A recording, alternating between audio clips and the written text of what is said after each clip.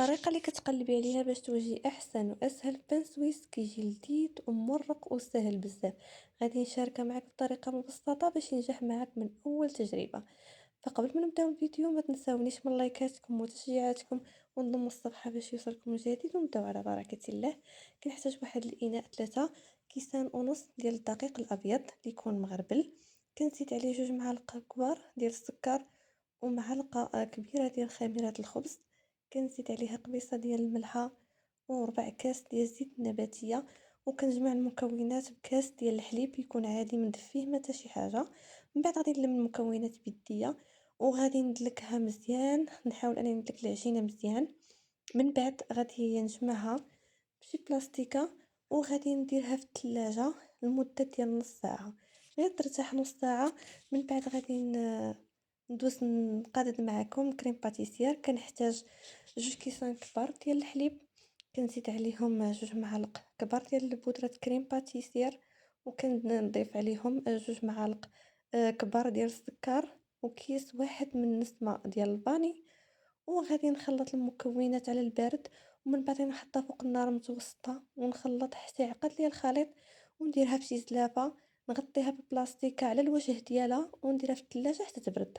من بعد غادي ندوز العجينة ديالي، غادي نرش سطح العامل بالدقيق وغادي نحط العجينة وغادي نطلقها بالدلاك. نطلق على شكل مستطيل. غادي ناخد هنا 150 غرام ديال الزبدة ديال التوريق، غادي نحكها فوق ديك العجينة بالحكاكة الرقيقة. من بعد غادي نطويها بالطريقة اللي موضحة في الفيديو.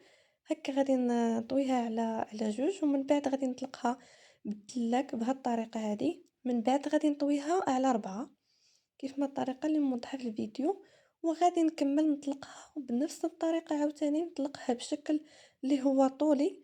من بعد ملي غنطلقها بشكل اللي هو طولي غادي نرجع نطويها بنفس الطريقة اللي طويتها في المرة الأولى. ومن بعد غادي نجمعها ونديرها في شي بلاستيكة وغادي نخليها ترتاح لمدة ديال ساعة.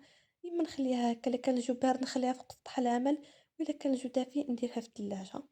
من بعد كدوز ساعة غادي نرش سطح العمل بالدقيق وغادي نسرح داك العجين. ومن بعد غادي نقطع على الجنيبات ديالها بالموس وغادي ناخد كريم باتيسير اللي وجدتها معكم وغادي نحطها في الوسط. غادي نطلقها هكايا نسرحها في الوسط ديال العجين وغادي نزوقها بشي شويه الحبيبه ديال الشوكولاط، يمكن لك تستعملي زبيب. من بعد غادي نطويها النص الفوقاني ومن بعد غادي نشد النص التحتاني حتى هو غادي نطويه فوق منه كيف ما الطريقه اللي موضحه في الفيديو.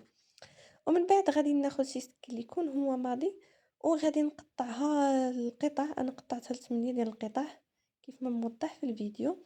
من بعد ملي غادي نقسمها غادي نحطها في اللاطه اولا في الصينيه اللي غادي تدخل الفران.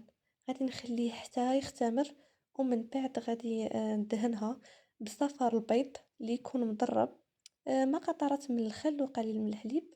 غادي ندهن هذيك البان سويس ومن بعد غادي ندخل الفران مسخن على درجة الحرارة 200 من فوق ومن تحت حتى كيبانوا ليا تنفخوا مزيان. نقص شويه درجة الحرارة 180 ونخليهم يطيبوا على راحتهم.